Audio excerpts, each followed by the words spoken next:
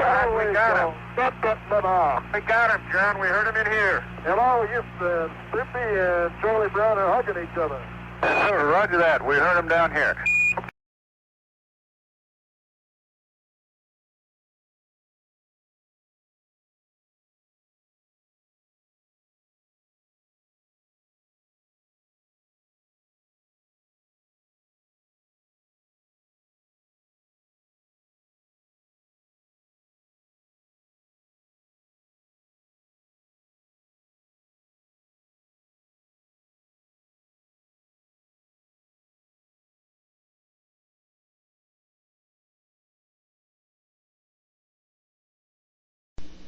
Resume the count at T-minus 15 minutes and now are at T-minus 14 minutes and 20 seconds and counting.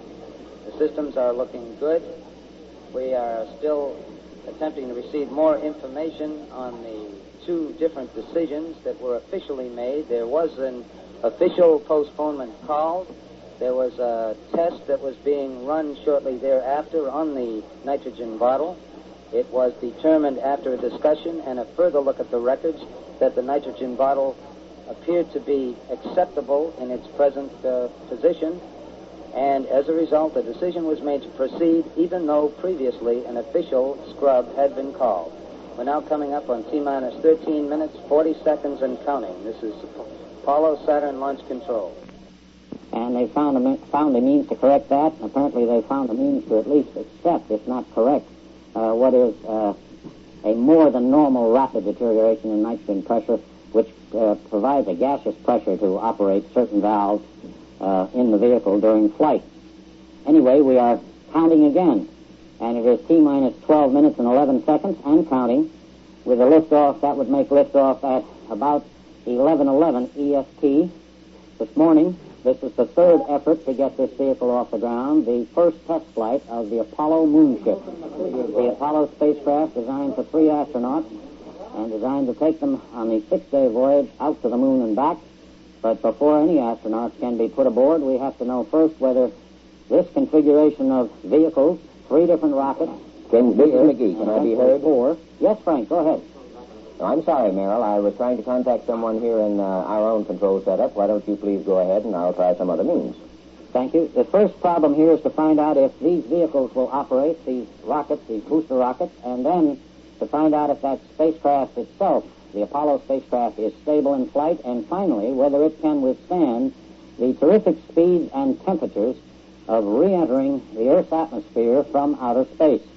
The speed on this flight test this morning will approach 19,000 miles an hour in its final dive back toward the Earth, and the temperatures it will experience will be 4,000 degrees Fahrenheit and possibly a little higher than that. The idea, of course, to test the heat shield which preserves and saves the astronauts and equipment inside. The heat shield on this vehicle is built all the way around it on the mooncraft, not just the bottom, but all around it. But it varies in the amount of strain it can take, and it takes, of course, its maximum heat resistance. It has its maximum heat resistance at the bottom, the blunt end. This particular heat shield is made of plastics, of resins, and of an ablative material that looks like fiberglass but is hardened almost like stone and yet weighs nothing, and steel. And, of course, the ablative material actually burns off.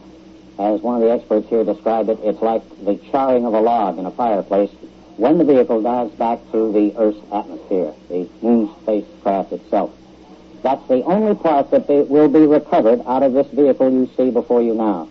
650 tons of working hardware, 1 million separate parts, valued at about $55 million, but only the 11.5-ton spacecraft, way up there on the top, the round knob at the top, will be the only part recovered by the aircraft carrier Boxer, now on station about 5,000 miles southeast of here, 200 miles southeast of Ascension Island in the southeast Atlantic. The aircraft carrier Boxer reported good conditions for the flight today, good recovery conditions. She's equipped with 12 helicopters and has destroyers and an oiler uprange to help her track down the vehicle in case it lands short or long. And we have some kind of a countdown, or it's a clock synchronization countdown, so it doesn't matter at the moment. But we're waiting now for another announcement from Saturn Apollo Launch Control to tell us whether this count is going to work. And if I can have my clock back, I'll know where we are in the count and where we should be. With Jack King coming up, we have 8 minutes and roughly 35 seconds to launch if we get away. This is the third attempt to get away this morning, and the third attempt despite an announcement of a scrub from Houston. Here is Jack King.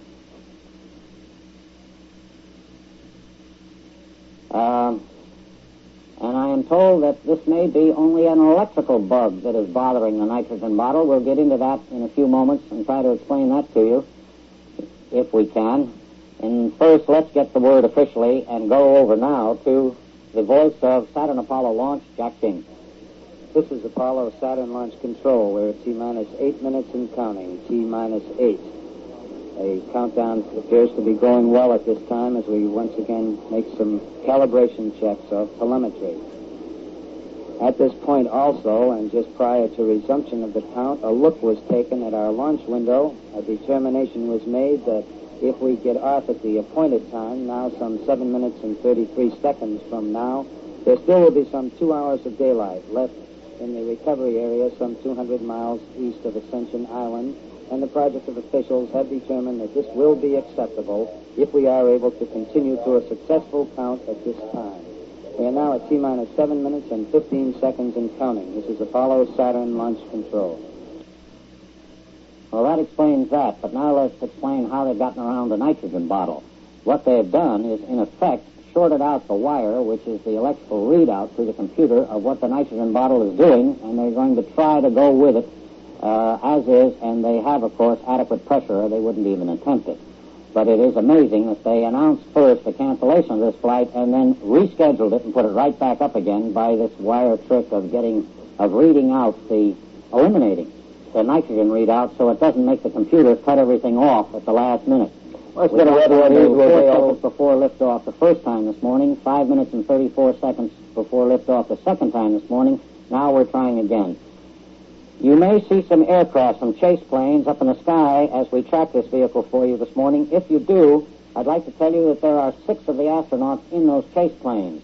Gus Grissom and John Young in one, Cunningham and Schweikert in another, White and Chafee in the third. One of them, we don't know which one, is piloting each plane. Another one, we don't know which one, in each plane is acting as an official photographer taking pictures of this mission. They're flying T-38 jets, and their pictures are valuable, too.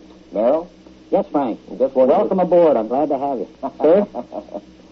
It's been a rather unusual day all the way around. It sure has. And I don't want you to get too hoarse. I've been running back and forth around here, just out of breath. I noticed a while ago that Jack King was beginning to sound a little hoarse. Yeah, I think he's almost as confused as we are, too. Yeah. Well, we're within 5.5 minutes of it again for the third time this morning, and we'll see if it goes this time.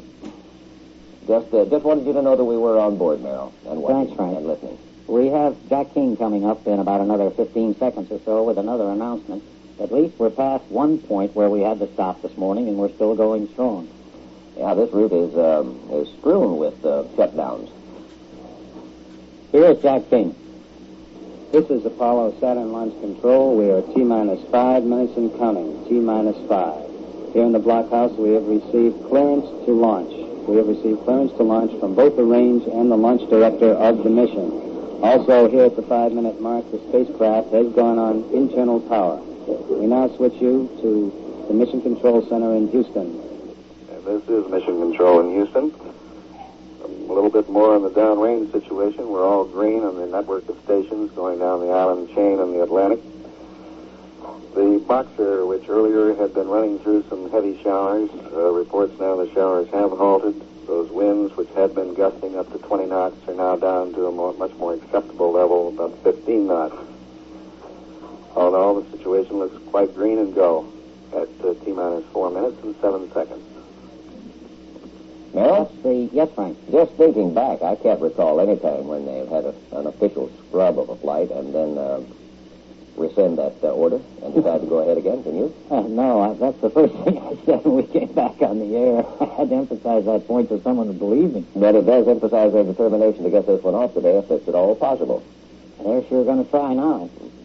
Keep our fingers crossed. They've got another test scheduled for this range anyway, tomorrow or Monday, and they need the range, of course, for Gemini 8, which is coming up March 15th, so they're getting crowded here. It won't be too long. We have another announcement coming up from King, and in just about 1 minute, and if our viewers can watch, they should be cutting off the venting of the locks and the LH2. Here's Jack King.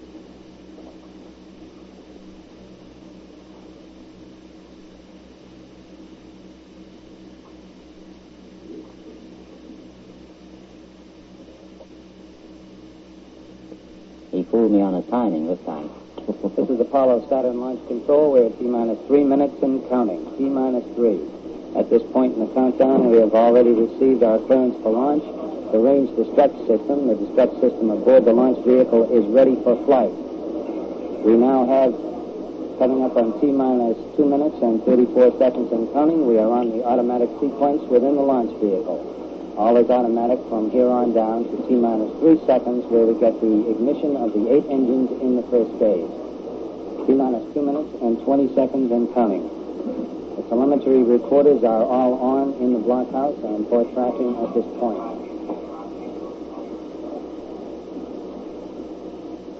All systems still looking good as the automatic sequencer clicks down to the T-minus 3 second mark. We're now at T-minus 2 minutes and counting.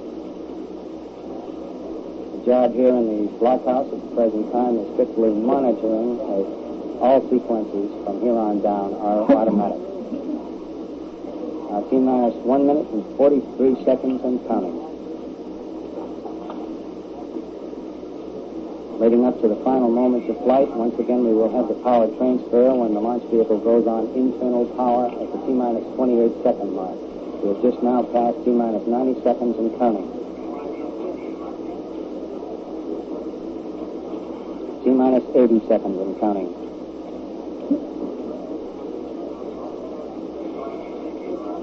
The monitoring reports from the controls are still looking good at T-minus 70 seconds and counting.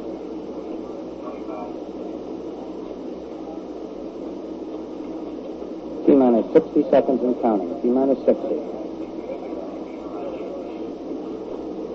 Reports coming into the test conductors still are go at present time. T-minus 50 seconds.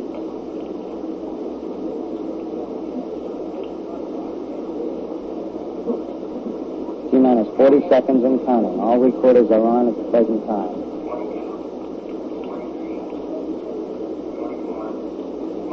T-minus 30 seconds and counting. T-minus 26 seconds and counting. We have confirmation of power transfer. We're on internal power in the 2 stages in the instrument unit and the Apollo spacecraft itself. 15 seconds and counting. T-minus 10, 9, 8, 7, 6, 5, 4, 3, ignition. And we have a liftoff.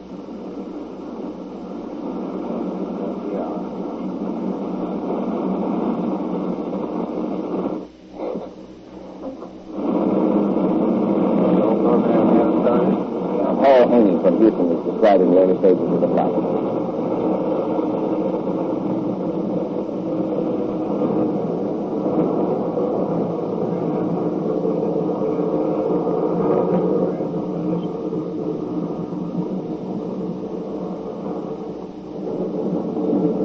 Safety reports, they are green.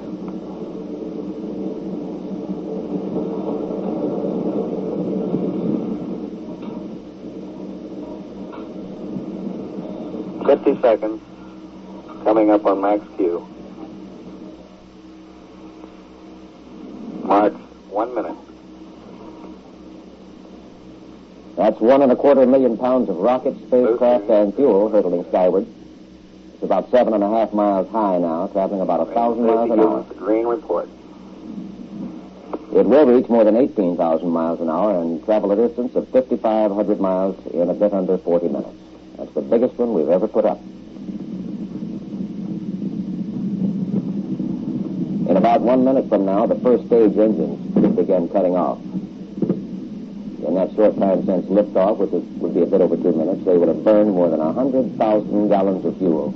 kerosene and liquid oxygen. 40 seconds in and everything looking good. We did experience a momentary telemetry dropout just before the first minute into the flight, but all data has returned and all the plots look good. Coming up on 2 minutes, mark 2 minutes. Each of those 8 engines is developing 200,000 pounds of thrust. This is the largest launch vehicle this country has developed so far. About 10 seconds after liftoff, the Saturn began slowly pitching over. Flight director pulled all his positions here and gotten a go from each position. We are go at 2 minutes. Inboard engines have shut down. There you can see them. Outboard has cut off. Our altitude approximately 33 miles. Now the first and second stages, they have separated, and the second stage engine should ignite. It has only one engine. The AC engine has lighted off and looks good. That one engine generates 200,000 pounds of thrust. Tower jettison. The tower has jettisoned. The power was the escape system at the top. Guidance is coming in very nicely, and it's steering right down the line. About now, a couple of cameras break loose and turn away. I doubt that we'll be able to see them. They filmed the separation, which occurred a little while ago. They're to be recovered. Environmental control console here reports the cabin pressure is holding nicely at about 6 pounds. Cameras float down on parachutes and ride on balloons and are picked up using radio signals. We're 3 minutes and 40 seconds into the flight, and all looks good. Right now, it's just a matter of that second stage continuing to burn, thrusting the spacecraft The second stage, called the S-4B stage, had an unusually long burn, some 7.5 minutes. It gets it up to its peak altitude of 310 miles. It reached that about halfway through the 5,500-mile flight.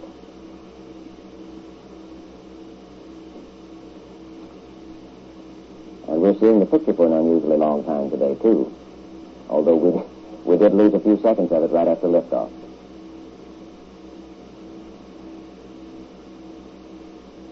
The second stage, as Paul Haney noted, burned for about 7.5 minutes.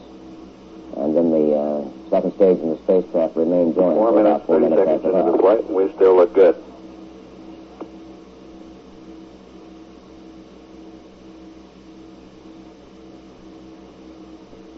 Before the second stage in the spacecraft separates, some small rockets on the second stage turn the spacecraft so its nose is pointing toward the Earth. Flight Dynamics advises that the data here that they're getting is unacceptable, but the word from downrange is that everything looks fine.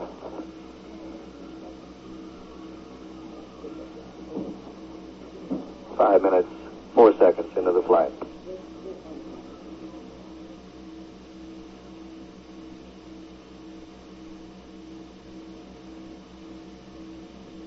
Altitude presently about 55 miles.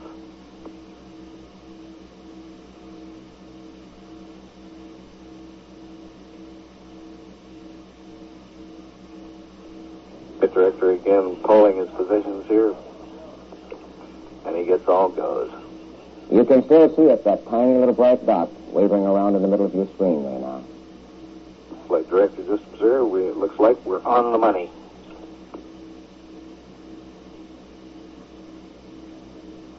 About now, that control programmer that one of our guests was mentioning earlier, the thing that's taking the place of the astronauts on this flight, takes over. And it would do a lot of things that they would normally do. In a sense, quiet.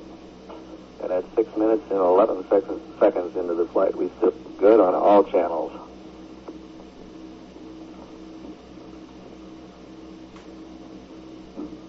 The flight plan calls for a shutdown at approximately 9 minutes 53 seconds. However, the S-4B, in combination with the instrument unit, will make the finite determination on when that cut down will occur.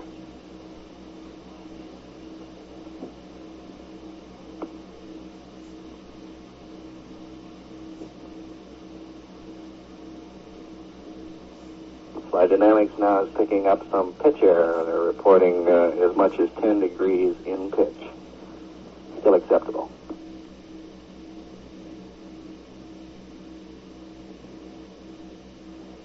7 minutes, 6 seconds into the flight. We should have the second engine shutting down in a little while now.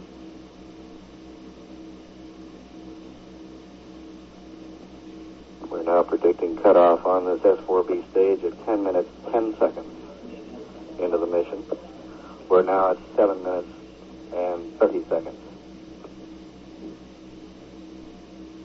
That, of course, is the launch pad at Cape Kennedy.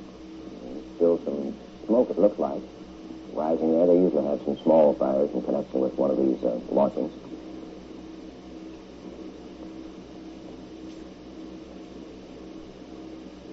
Seven minutes, 50 seconds in, and all data still looking quite acceptable.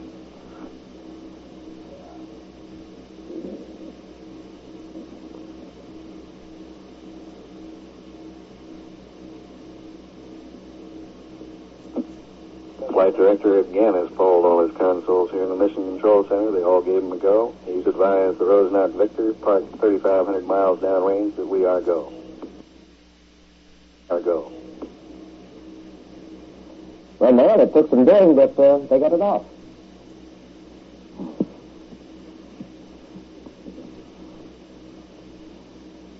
This, of course, is the maiden flight of this J2 engine powering the S4B stage of the Saturn.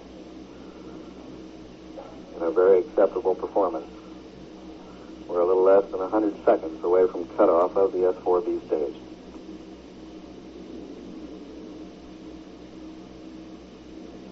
We're now estimating cutoff based on data from the onboard sources at 10 minutes, 14 seconds into the flight. We're 9 minutes in at this point.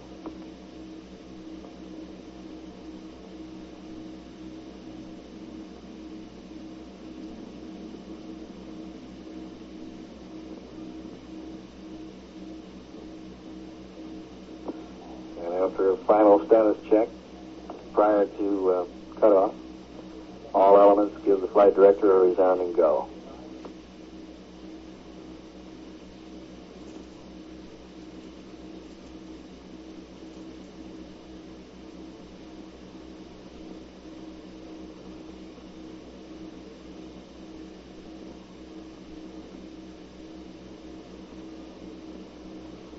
Nine minutes, 50 seconds.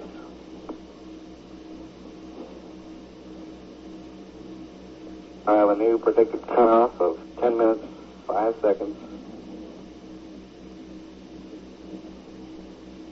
We got cut off, and we would have clocked it at about 10 minutes and 5 seconds. It's been confirmed. The J2 engine, the second stage, shut down as per the final prediction at 10 minutes, 5 seconds into the flight.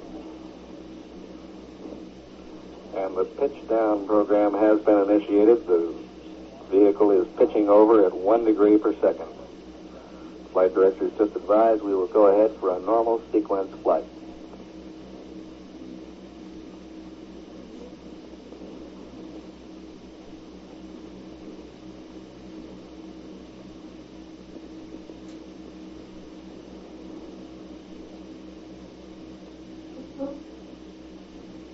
This is the blockhouse at Cape Kennedy, where they put in some long and frustrating hours this morning trying to get the Saturn Apollo off the launch pad. The control programmer has started. The flight director observes that it started on time at approximately 11 minutes, 7 seconds.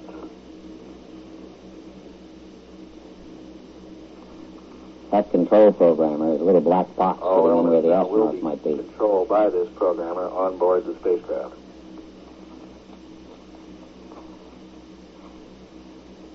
Meanwhile, the reaction control motors, all 150-pound thrust rockets on the S4B, are still pitching the vehicle over and down, pitching down at the rate of 1 degree per second.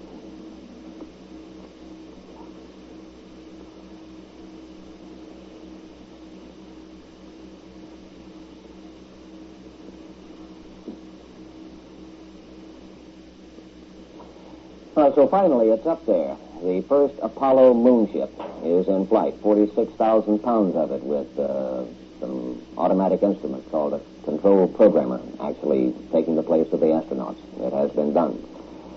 In about 10 minutes or so, the next major phase of this flight will come along. That will be when the main engine of the spacecraft itself fires up. It ignites and fires for about 5 minutes, and then it shuts down for 5 seconds, and then fires up and fires for another 10 seconds. The object of this, of course, is to test the engine, but it will also add about 3,000 additional miles an hour to the speed of the spacecraft. That'll get it to more than 18,000 miles an hour, which will be greater than the speed of re-entry with a manned crew, and this, of course, will provide an excellent test of the heat shield surrounding the spacecraft. The liftoff, when it finally came, was quite exciting, bearing in mind that this is the largest launch vehicle the United States has developed to date, lifting the largest payload that we have put up to date. And here's what it looked like just a few minutes ago at Cape Kennedy. T-minus 30 seconds and counting. T-minus 26 seconds and counting. We have confirmation of power transfer. We're on internal power in the 2 stages in the instrument unit and the Apollo spacecraft itself. 15 seconds and counting. T-minus 10, 9, 8, 7, 6, 5, 4, 3, ignition. And we have a liftoff.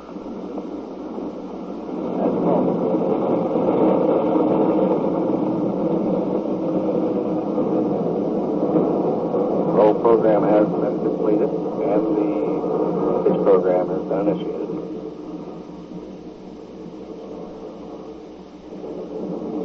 Range safety reports they are green.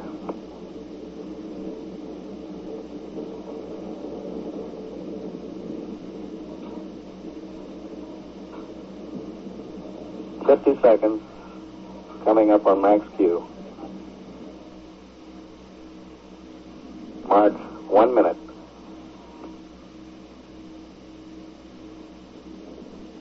Booster here says we're looking good. Range safety gives us a green report.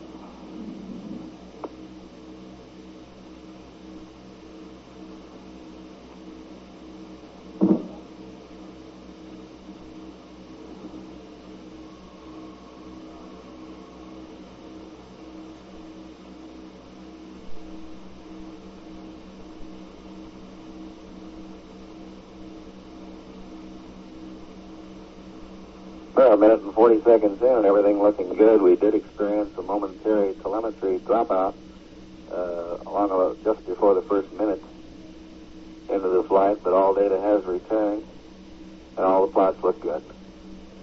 Coming up on 2 minutes, mark 2 minutes.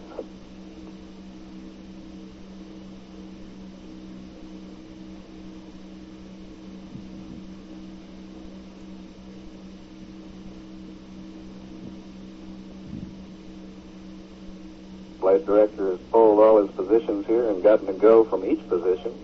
We are go at 2 minutes.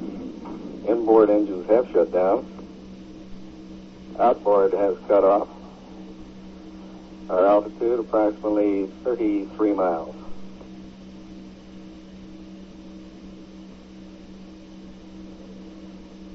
Which will go into the record books as the Saturn Apollo 201 has been the first of at least 3 unmanned test flights launching Project Apollo, which has as its object the landing of Americans on the moon by the end of this decade. In the meantime, Project Gemini will continue apace to perfect the rendezvous and docking techniques, and Project Surveyor to develop moon landing techniques will soon get underway. Frank McGee, NBC News. This program was produced by NBC News, which is solely responsible for its content. This is the NBC Television Network.